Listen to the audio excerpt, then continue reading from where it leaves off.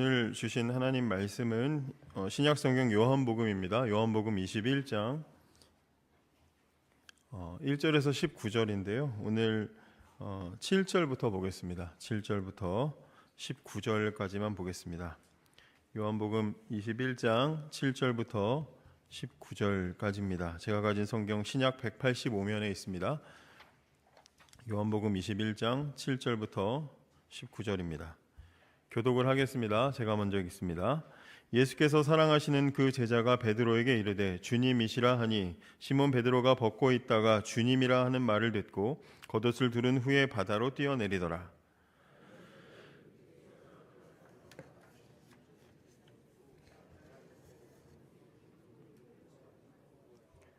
육지에 올라보니 숯불이 있는데 그 위에 생선이 놓였고 떡도 있더라.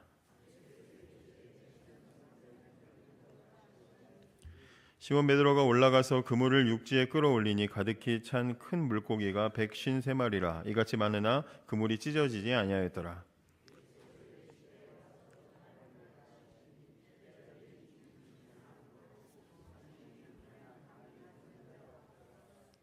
예수께서 가셔서 떡을 가져다가 그들에게 주시고 생선도 그와 같이 하시니라.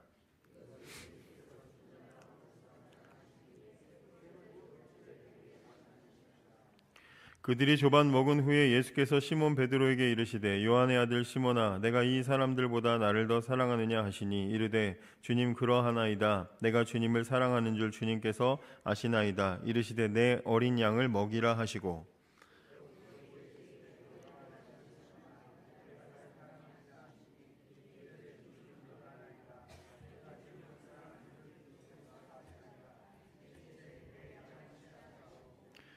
세 번째 이르시되 요한의 아들 시몬아 내가 나를 사랑하느냐 하시니 주께서 세 번째 내가 나를 사랑하느냐 하심으로 베드로가 근심하여 이르되 주님 모든 것을 아시오매 내가 주님을 사랑하는 줄 주님께서 아시나이다. 예수께서 이르시되 내 양을 먹이라.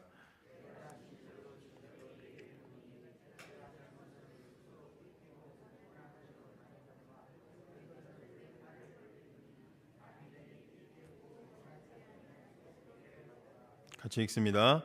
이 말씀을 하심은 베드로가 어떠한 죽음으로 하나님께 영광을 돌릴 것을 가리키심이로라. 이 말씀을 하시고 베드로에게 이르시되 나를 따르라 하시니. 아멘.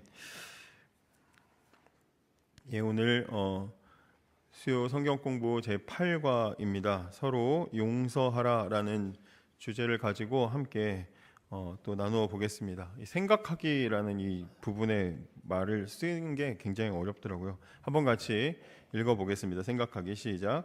우리는 살아가면서 누군가를 용서하지 못한 채 마음에 품고 살아갈 때가 있습니다. 때로는 시간이 지나면 괜찮아질 것이라 생각하지만 그 마음은 쉽게 사라지지 않습니다. 또 어떤 때는 누군가를 용서하기보다 오히려 스스로를 정죄하며 살아가기도 합니다. 그런데 성경은 우리에게 묻습니다. 너는 왜 아직도 붙잡고 있느냐? 그리고 동시에 이렇게 말합니다. 이미 내가 다 담당하였다. 오늘 우리는 용서해야 하는 이유를 배우기보다 이미 이루어진 용서가 무엇인지 그 용서가 우리의 삶을 어떻게 바꾸는지 이 말씀을 통해 살펴보려 합니다. 예, 그렇습니다. 오늘 이미 이루어진 용서가 무엇인지 우리가 그 용서를 통해서 어떤 변화가 일어나는지를 한번 생각해 보려고 합니다. 나눔 질문인데요.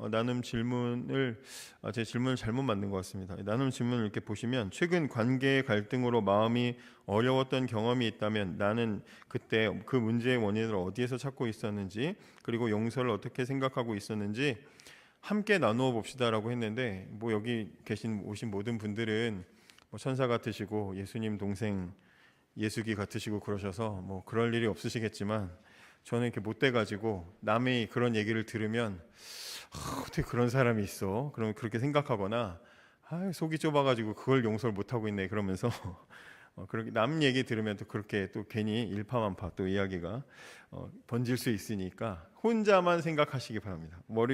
마음속으로 혼자 최근에 관계 갈등으로 마음이 어려웠던 경험을 지금 잠깐 1분 괴로우실 시간에 1분 드리겠습니다. 내가 어떤 괴로웠던 경험 혹시는 최근이 아니더라도 오래전 어떤 일들이 있었는지 한번 생각해 보시면 용서하지 못한 어떤 문제들, 그런 게 있지 않을까. 저도 이 주제는 사실 저한테도 좀 무서운 주제인데요. 저도 이 마음속에 이 주제를 생각하면서 가만히 생각해 보니까 몇 명의 이름이 떠오르더라고요. 김홍성, 김재승. 군대에서 저 괴롭혔던 고참이거든요. 20년이 넘었는데 아직도 이 사람들 용서가 안 되는 사람들이 생각이 나더라고요. 그래서 이 용서하는 게 얼마나 어려운가, 이런 생각을 하게 되는데, 오늘 이 공과를 통해서 한번 우리가 예수님의 용서는 어떤지 살펴보고 싶습니다. 신자로서 살아가다 보면 저도 여러분도 다 이 세상을 살아가니까 이런저런 일들로 또 어떤 상처를 입게 되고 또 어떤 갈등이 생기기도 하는데, 그럴 때 나는 신자니까, 나는 예수 믿으니까 나는 용서를 해야 돼라는 그 마음의 부담 같은 것을 이제 가지고 있습니다. 미워하면 안 돼, 막 그러면서 대부분 이제 보통 시간이 지나면 괜찮아지겠지, 내가 뭐 참으면 되는 거겠지, 어떤 우린 용서의 개념을 그냥 그리고 최대한 접촉하지 않고 뭐 이런 선에서 어떻게 넘어가려고 하는 부분들이 굉장히 많은데, 오늘 이 성경은 보면 요한복음 21장 이 오늘 본문은 용서가 무엇인지 예수님께서 정확하게 보여주십니다. 이 베드로와 예수님의 관계 속에서 일어나는 일인 것을 잘 알고 계실 텐데, 베드로는 예수님이 재판받으실 때에 무려 3번이나 부인을 한 사람입니다. 뭐 그럴 수 있다 뭐 생각을 하겠지만, 잘 아시는 대로 이 베드로는 항상 입이 방정입니다. 그래서 예수님 앞에서 그 전에 절대로, 다른 사람은 몰라도 나는 절대로 그럴 일이 없다, 이렇게 장담을 했다가 예수님이 거기다 대고 너 달기 2번 울기 전에 넌 나를 3번이나 부인할 것이다, 예수님이 그렇게 일침을 놓으셨는데 그 일이 실제로 일어나고 말았습니다. 두려움에 사로잡혀서 베드로가 정신없이 예수님을 3번이나 부인하고 있을 때 달기 2번 우는 그런 일이 일어났습니다. 그 일로 성경이 뭐 자세하게 면밀하게 그리고 묘사하고 있지는 않지만, 베드로는 아마 그 순간에 닭이 2번 우는 소리를 들었을 때 완전히 무너져 버렸을 겁니다. 요즘 사람들 말로 멘붕이 왔을 겁니다. 그랬던 베드로를 부활하신 예수님께서 다시 찾아오셨습니다. 이제 중요한 질문은 이런 거죠. 예수님께서 베드로를 왜 다시 찾아오셨는가 하는 것입니다. 그를 너는 아직도 나를 배신할까? 시험하기 위해서, 아니면 너 진짜 회개했어? 확인하기 위해서. 예수님은 도대체 베드로를 왜 찾아오셨는가 하는 것입니다.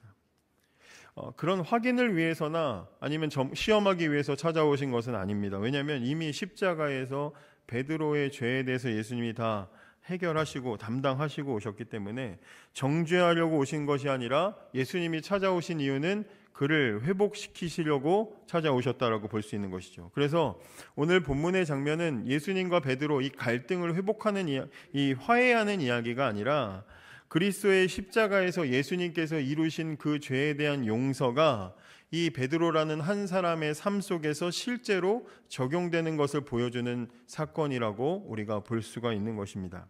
그래서 이번 과를 통해서 어떻게 용서하실 것인가를 우리가 생각하는 방법을 찾기보다는 예수께서는 어떻게 용서하셨고 그 용서가 어떻게 삶을 바꾸는가, 이것을 이제 우리가 보아야 한다는 것입니다. 자, 그럼 이제 질문과 함께 생각해 보겠습니다. 첫 번째, 이 원문에 있는 그대로인데요. 그 자리에 내가 있다고 상상해 보십시오. 오늘 본문의 자리에 우리가 있다고 이제 상상력을 발휘해서 생각해 보라는 겁니다. 무엇이 보이고 무엇이 들리고, 뭐 원문에는 어떤 냄새가 나고 뭐 어떻게 느껴지십니까? 이제 이렇게 질문을 합니다. 오늘 이 요한복음 21장의 본문, 그 바닷가의 새벽에 그 이제 막 해가 떠오를 때 제자들이 밤새도록 이제 그물질을 했지만 고기 한 마리 잡지 못하고 굉장히 힘들고 지치고 예민해져 있는 그런 상황에, 안 그래도 예수님 따라다니다가 예수님도 잃어버리고 그렇게 힘들어 있던 그런 상황에 그들을 찾아오신 그 예수님을 만나는 이 장면입니다. 이때의 분위기가 어땠을지, 이 장면이 어땠을지를 한번 상상해 보시라는 것입니다. 오늘 본문의 내용을 한 줄로 우리가 생각하면, 빈손으로 돌아온 제자들을 위해서 이미 예수님께서 식탁을 마련하고 계시는 것을 오늘 이 장면이 우리에게 그려주고 있습니다. 어떻게 보면 실패한 제자들을 위해서 이미 숯불과 식탁을 준비하고 계시는 예수님의 모습이 그려지게 되는 것이죠. 그러니까 이 질문은 단순히 그냥 이 장면을 상상해 보세요 하는 그런 질문이 아니고, 이 용서의 사건의 중심에 누가 계시는가, 이걸 지금 말해주고 싶은 그런 질문입니다. 밤새도록 제자들이 고기를 잡으려고 했지만 예수님이 도와주시기 전까지는 한 마리도 잡지 못해서 지쳐있고 허탈하고, 그리고 마음속에 어떻게 보면 예수님 본 뒤로는 죄책감도 있는 그런 상황에, 특히 그 중에 베드로는 아마 마음속이 더 무거웠을 겁니다. 예수님을 3번이나 부인했던 그 기억이 아직도 남아있을 것이고, 야, 내가 예수님 만나면 뭐라고 해야 되나, 겸연쩍은 그런 상황이었을 겁니다. 예수님 발견하고 해변가에 이제 제자들과 베드로가 이렇게 왔더니, 거기에 예수님이 몽둥이 들고 서 계시는 게 아니라 숯불을 피워 놓으시고 생선을 준비하시고 떡을 구우시면서, 야, 와서 조반을 먹어라, 이제 이렇게 말씀하고 계시는 것이죠. 그러니까 우리가 주목할 수 있는 것은 이 제자들의 이 속상한 마음 상태가 아니라 준비하시는 예수님의 모습이라는 것입니다. 제자들은 아무것도 준비 못했는데 예수님은 이미 그들을 용서하시고 회복시키실 준비를 다 갖추고 계신다는 것입니다. 그러니까 이 장면을 통해서 우리가 알 수 있는 메시지는 뭐겠습니까? 용서, 회복은 인간의 노력에서 시작되는 것이 아니라 하나님의 은혜에서 시작된다라는 것을 이 배경 장면을 통해서 우리가 볼 수가 있는 것이죠. 자, 2번입니다. 내가 베드로라면 어떤 생각과 감정이 들었을까요? 어땠을까요? 여러분이 베드로라면 어떤 감정이 드셨겠습니까? 예수님 반갑습니다 하면서 예수님 평소에처럼 그냥 그렇게 나갈 수 있었겠습니까? 베드로, 우리가 잘 아는 대로 굉장히 좀 거칠고 터프하고 무식하고 막 나서기 좋아하는 사람이긴 하지만 이때 이 순간만큼은 두려웠을 겁니다. 그리고 굉장히 부끄러웠을 겁니다. 주님께 나아가고 싶은 마음은 가득한데 두렵고 부끄러움이 그 안에서 막 공존했을 그런 상태였을 것입니다. 이런 베드로의 이 심리를 정확하게 알 수 있는 장면이 7절에 나와 있습니다. 예수께서 사랑하시는 그 제자가 베드로에게 이르되 주님이시라 하니, 요한이 저 예수님이네, 주님이시네, 이제 이렇게 말했더니 시몬 베드로가 벗고 있다가 주님이라 하는 말을 듣고 겉옷을 두른 후에 바다로 뛰어내리더라, 이렇게 되어 있습니다. 이게 상당히 좀 재미있는 표현인데, 베드로는 밤새 고기를 배에서 잡고 있는 상황이었습니다. 그러니까 겉옷을 벗고 있었던 것 같습니다. 겉옷을 벗고 있었는데 저기 해변가에 예수님이 오셨다는 것을 보고 나니까 뭐라고 합니까? 어떻게 합니까? 겉옷을 두르고 바다로 뛰어듭니다. 예수님이 저기 오셨다 하면 배가 닿을 때까지, 이제 밑에 닿을 때까지 좀 기다렸다가 점잖게 내려가도 되는데, 예수님 저기 계신다 하니까 바다로 뛰어듭니다. 그러니까 그 마음속에 빨리 예수님 뵙고 싶은 반갑고 기쁜 마음이 있는 거죠. 반갑고 기쁜 마음이 있습니다. 근데 바다를 헤엄치려면 보통은 입고 있던 옷도 벗고 뛰어들어야 사실은 정상인데, 지금 예수님 저기 계신다고 하니까 옛날 같았으면, 평소 같았으면 벗고 뛰어들었을 게 뻔한데 베드로가 옷을 입고 뛰어듭니다. 왜 그랬겠습니까? 지금 그 예수님께 나아가기에, 예수님께 지금 자기의 마음에 지금 가지고 있는 마음의 빚이 있으니까 예수님께 나아가는데 그냥 나아갈 수는 없고 예의를 갖춰서 나아가고 싶은 겁니다. 그래서 벗고 있던 옷도 입고, 겉옷을 입고 바다에 뛰어든 거죠. 그러니까 오늘 이 요한이 굉장히 재미있게 이걸 지금 표현을 하고 있는 겁니다. 그 마음 상태가 어땠는지. 여기 지금 겉옷을 둘렀다라고 말하는 건 예수님이 그 제자들 이 세족식 하실 때 수건을 허리에 둘렀다. 저희 집 수건은 전 제 허리에 안 둘러지는데 예수님 수건을 허리에 둘렀다고 하신 그 둘렀다는 표현을 지금 쓰고 있는 겁니다. 그러니까 옷을 제대로 입지도 못하고 그냥 예수님, 그러니까 막, 왜 강아지, 우리 목사님 강아지 키우는 거 싫어하시지만 강아지가 이렇게 간식 준다고 이렇게 앞에서 줄까 말까 이러면은 막 다리를 막 심하게 떨면서 막 빨리 달라고 막 침을 흘리거든요. 이 베드로가 지금 막 예수님 보니까 보고는 싶은데, 달려가고는 싶은데 죄송하니까 마음에 막 또 막히는 건 있어가지고 두렵기도 하고, 그러니까 예의는 갖춰야 되겠고 그래서 옷을 몸에다 두르고 바다에 뛰어들었다. 이 장면으로 베드로의 생각이 보이는 겁니다. 그 마음 상태가 보이는 겁니다. 자기가 저지른 잘못 때문에 예수님 만나면 무슨 말을 꺼내야 될지 아직 준비도 안 돼서 염려는 가지고 있지만, 그래서 최대한 예의는 갖추고 있지만 빨리 예수님을 보고 싶은 마음, 그런 마음으로 나아갑니다. 여러분, 이게 죄인의 모습입니다. 죄인은 하나님을 두려워하고 피하게 만듭니다. 두려워합니다. 하나님께 가까이 나아가지 못합니다. 그런데 그런 죄인을 하나님께 다시 나오게 하는 것이 뭐냐? 바로 하나님이 베풀어 주시는 은혜입니다. 은혜를 베풀어 주실 때 그러한 죄인도 주님께로 나아가게 되는 것이죠. 회개의 중요한 특징을 우리가 여기서 볼 수가 있습니다. 회개는 완벽한 상태에서 시작되는 것이 아니라 하나님께 다시 나아가는 그 방향이 변할 때 나타나게 되는 것이죠. 완벽한 사람이 회개하는 게 아니라 하나님께 나아가는 사람이 회개하게 되는 것입니다. 그렇다고 해서 우리가 오해해서는 안 되는 것은 베드로가 나아갔기 때문에 용서를 받은 것이 아니라 베드로의 회복과 결단은 이미 용서하기로 준비하신, 이미 십자가 위에서 용서하신 찾아오신 예수님의 은혜 덕분이라는 것도 우리가 기억을 해야 되겠습니다. 자, 3번입니다. 예수님께서 이 관계를 계속 이어가고 싶어 하신다는 증거는 무엇입니까? 예수님께서 베드로와의 관계를 계속 이어가고 싶어 하신다는 증거가 뭐였습니까? 제자들의 실패를 정죄하지 않으시고 식탁을 준비하셔서 관계의 자리로 부르신 것을 보면 예수님이 자신을 버린 제자들을 다 버리지 않으시고 받아들이시겠다라는 그 의지가 거기 담겨 있다는 것을 보게 됩니다. 예수님은 제자들을 찾아오셨습니다. 그리고 음식을 제공하시고 먹으라고 하셨습니다. 사실 여기 이 제자들은 다 예수님에게는 마음에 빚이 있는 사람들입니다. 잘못을 저질렀던 사람들입니다. 베드로뿐만 아니라 다른 제자들도 예수님 잡히셨을 때 다 도망갔던 그런 사람들입니다. 그러니까 인간적인 기준으로 봤을 때는 예수님이 다 그 바닷가에 서가지고 손가락질 하시면서 야 이것들아 이 배신자들아 그래서 막 풍랑아 일어나라 그래가지고 그냥 뒤집은 다음에 정신 차릴래? 그리고 나온 다음에 한번 꾸짖으셔도 뭐라고 할 수가 없습니다. 그런데 예수님은 그렇게 하지 않으시고 그들을 식사의 자리로 초대하십니다. 잘 아시는 대로 유대인들에게 식사를 함께 한다는 건 뭡니까? 받아들인다는 것이, 우리와 함께한다, 받아들인다는 의미가 있습니다. 그래서 바리새인들이 세리와 죄인들과 함께 예수님 식사하시는 것을 보고 비난을 한 것이고, 베드로도 이방인들과 함께 식사하다가 유대인들이 오는 것을 보고 오해할까 봐 자리를 피했던 겁니다. 식사 관계를 갖는다는 건 그 사람을 받아들인다는 의미가 있는 것이기 때문에 와서 조반을 먹어라 하는 것은 그런 제자들을 예수님께서 은혜로 받아주고 계신다는 것입니다. 너희와의 관계를 끝내지 않겠다, 나는 여전히 너희들과 함께 하겠다라는 것을 예수님이 보여주십니다.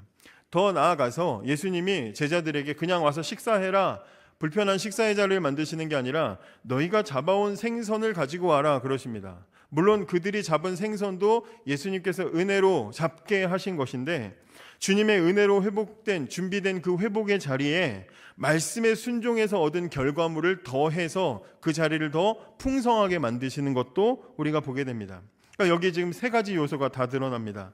밤새 수고했지만 아무것도 잡지 못하는 인간의 한계도 나오고, 예수님 말씀에 순종했을 때 나타나는 풍성한 열매도 여기 나와 있고, 그리고 그 열매로 이루어진 주님과의 식사의 교제도 여기에 나와 있습니다.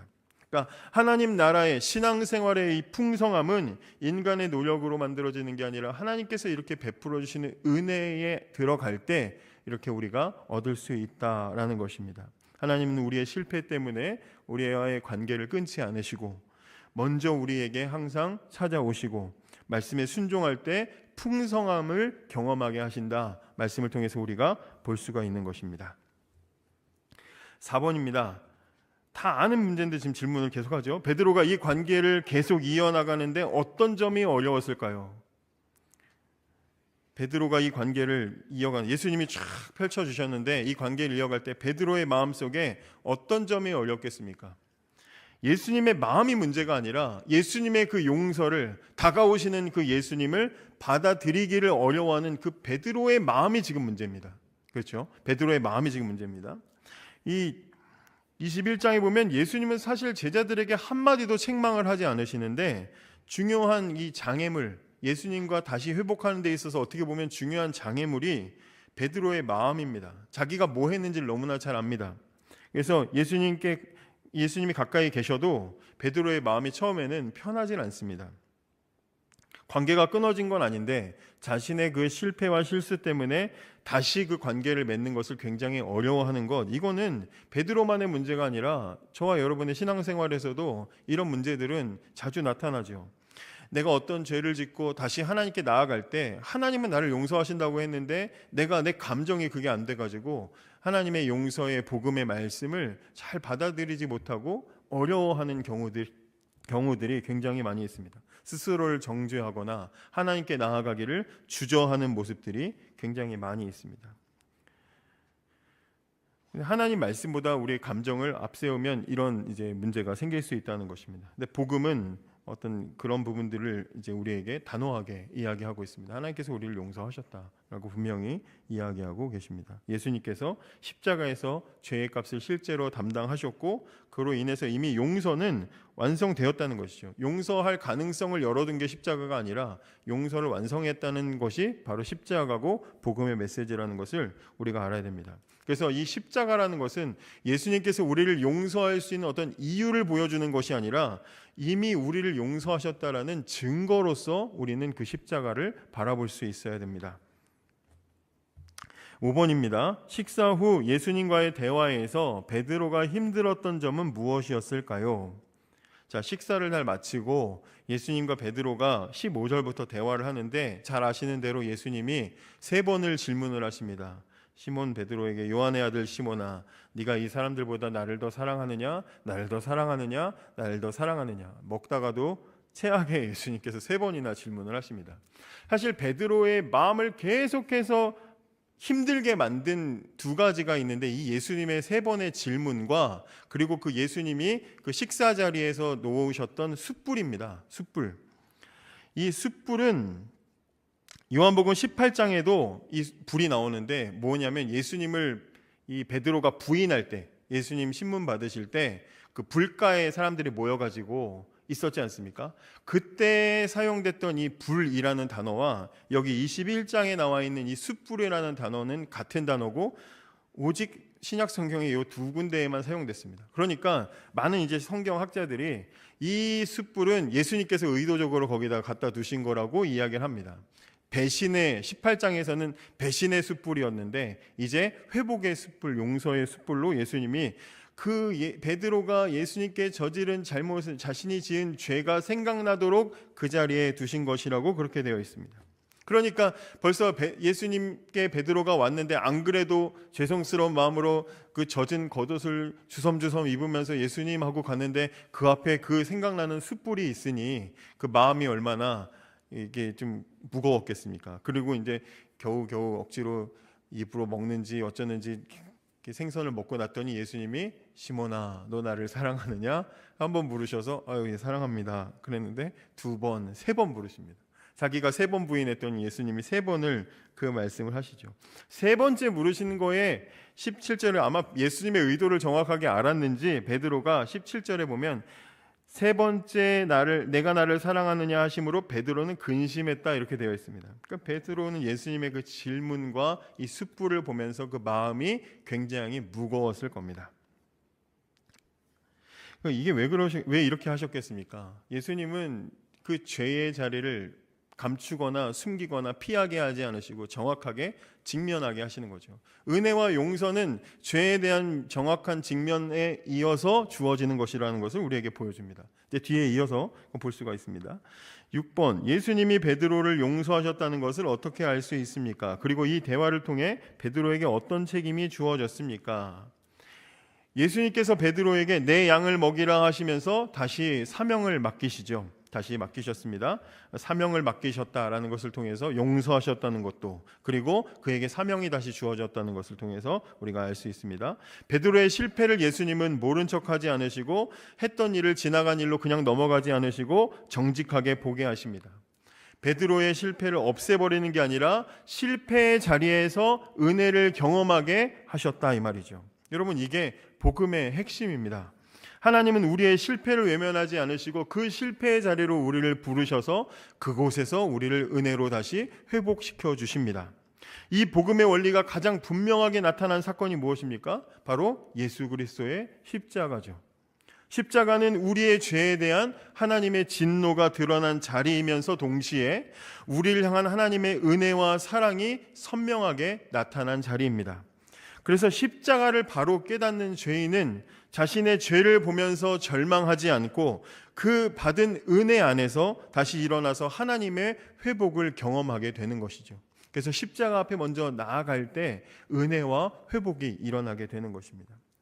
이 과정을 거치고 났을 때 베드로에게 일어나는 변화가 무엇입니까? 이전까지 베드로는 자신만만한 사람이었습니다. 자신의 열심과 결심과 의지를, 자신의 의의를 드러내기를 아주 좋아하는 사람이었습니다. 나는 남들이 다 버려도 주님 버리지 않겠습니다. 나는 다를 것입니다. 그렇게 장담하는 그런 사람이었는데, 이제 이 베드로는 이런 과정을, 용서의 과정을 거치면서 베드로는 이제 어떻게 변했습니까? 내가 주님을 사랑하는 줄 주님께서 아십니다. 주님만 바라보고 의지하는 사람으로 바뀌게 됩니다. 이게 회복된 신앙의 모습인 것이죠. 회복된 신자는 자신의 결심을, 의지를 신뢰하는 것이 아니라 주님만 의지하는 사람으로 바뀌는 것입니다. 자, 7번입니다. 이 이야기가 우리에게 주는 위로는 무엇입니까? 죄인의 실패가 끝이 아니라는 위로를 우리에게 줍니다. 베드로는 예수님의 가장 가까운 제자 중에 한 사람이었습니다. 누구보다 자신이 있었던 사람이었는데 힘든 순간에 예수님을 3번이나 부인했습니다. 베드로 입장에서는 모든 것이 끝난 것처럼 보였을 수가 있습니다. 그런데 21장에 왔을 때 그 실패가 끝이 아닌 것을 오늘 예수님이 보여주셨습니다. 예수님은 베드로를 버리지 않으셨고 먼저 찾아오셨고 식탁을 베풀어 주셨고 다시 사명을 맡겨주셔서 무너졌던 사람을 다시 일으켜 세워주시는 것을 보게 됩니다. 이 말씀은 우리에게도 큰 위로가 됩니다. 우리의 신앙에도 실패가 있고 넘어질 때가 있습니다. 두려움 때문에 믿음을 부인하는 것 같은 그런 삶을, 그런 순간들이 있을 수 있습니다. 하나님 앞에서 부끄러운 순간들을 경험할 때도 있습니다. 그런 순간을 지나고 나면 우리도 스스로 생각할 때 나는 끝났구나. 하나님이 나를 더 이상 안 쓰시겠구나. 그렇게 절망할 수가 있습니다. 그런데 오늘 본문의 요한복음 21장을 보면 베드로의 이야기를 통해서 그렇지 않다고 이야기해 주고 계십니다. 나의 실패 때문에 하나님은 나를 포기하지 않으신다. 오히려 하나님은 그 실패의 자리로 다시 돌아갔을 때 우리를 찾아오시고 우리를 일으켜 세우셔서 다시 사명의 자리로 불러주신다라는 것을 우리가 보게 됩니다. 우리의 연약함을 통해서 더 하나님의 풍성하심을 보게 하신다. 이것이 우리에게 보여주시는 하나님의 위로인 것입니다. 8번입니다. 가까운 사람을 용서하는 것이 왜 어렵다고 느끼는지 생각해보고 그럼에도 불구하고 내가 실천할 수 있는 작은 용서의 한 걸음은 무엇인지 나누어 봅시다. 나누어야 되는데 나눌 시간은 없을 것 같으니까요. 가까운 사람을 용서하는 거 쉽지 않습니다. 주변에 그런 일들이 별로 없으시겠지만 관계가 깊으면 깊을수록 서로에 대해서 상처를 받았을 때 그 관계를 회복하는 것은 훨씬 더 어렵습니다. 낯선 사람이 주는 상처나 그런 것들은 그냥 지나가면 잊혀질 수도 있는데 가까운 사람이 주는 상처는 마음에 오래 남습니다. 나한테 어떻게 이런 말을 하나, 나한테 어떻게 이럴 수 있는가 이러면서 생각이 계속 마음에 남고요. 또 니까 싶게 이런 생각까지 하면 그게 계속해서 용서할 수 없는 계속해서 마음에 걸림돌이 됩니다. 그래서 나는 이렇기 때문에 용서하지 않아 하고 정당성을 막 붙잡으려고도 합니다. 그런데 오늘 말씀을 통해서 본 이 복음의 메시지를 보면 우리의 시선을 다른 데로 옮겨줍니다. 성경은 우리가 하나님 앞에서 더 큰 죄를 지은 사람들이었지만 하나님께서 예수 그리스도의 십자가를 통해서 우리를 먼저 용서하셨다라고 이야기해주고 있습니다.